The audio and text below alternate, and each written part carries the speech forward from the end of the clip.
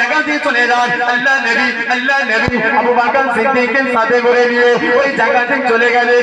আরে আমার রাসূলুল্লাহ যেই গিয়ে দেখছে একটা ফেরেশতা নূরের ডানা বিছিয়ে দিয়েছে। ইমামে হাসান হুসাইন বাচ্চা অবস্থায় খেলতে হুজুরের তন্দরা লেগে গিয়েছে, ঘুমটা লেগে গিয়েছে। এ যুবকেরা, আমার আল্লাহ সহ্য করবে না ইমাম হাসান হুসাইনের কোন দেহ মুবারক কারবালার প্রান্তরে শহীদ করে দিয়ে বাড়ি পোড়া লেগিয়ে দিল। ওই ইমাম হাসান হুসাইন ধুলার মধ্যে শুয়ে পড়বে। আমার আল্লাহ সহ্য করলেন না, হযরত ফেরেশতাকে পাঠিয়ে দিলেন, যা ফেরেশতা যা, ইমাম হাসান হুসাইন ঘুমাবে।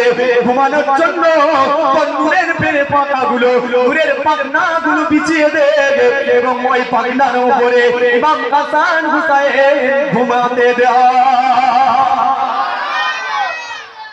যদি ইমাম হাসান হুসাইন ফেরেশতারা পাখনা বিছিয়ে দিয়েছেন, ওই পাখনার উপরে ইমাম হাসান হুসাইন, শুধু তাই নয়, রোদ্রের তাপ লাগবে বলে আর এক ফেরেশতা নূরের ডানা দিয়ে ইমাম হাসান হুসাইনকে ছায়া করে আছে। বলেন না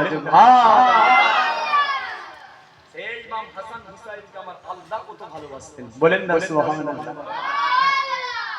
আল্লাহ নবী এই যুবক আল্লাহ নবী সিদ্দিক আকবরকে সাথে করে নিয়ে আল্লাহ নবী চলে গেলেন ইমাম হাসান হুসাইনকে। আহারে রাসূলুল্লাহ কিভাবে আনবে আমার নবী ইমাম হাসান হুসাইনকে মুবারকের উপরে তুলে নিলে। মুস্তাফা নবীর কাঁধ মুবারক ইমাম হাসান হুসাইন চেপে আসছে। বলেন না সুবহানাল্লাহ। এমন কেউ নাতি, এমন টাকাওয়ালা পয়সাওয়ালা ডাক্তার উকিল ব্যারিস্টার ভিভিআইপি ক্যাটাগরি যেই হোক না কেন, বলে তার নাতিকে, বেশিরভাগ কেউ নাতিকে এরকম কাঁধে করে নিয়ে যায়। হায় হায়, পৃথিবীতে আমার রাসূলুল্লাহর মতো সম্মানীয় ব্যক্তি আর কে হতে পারে?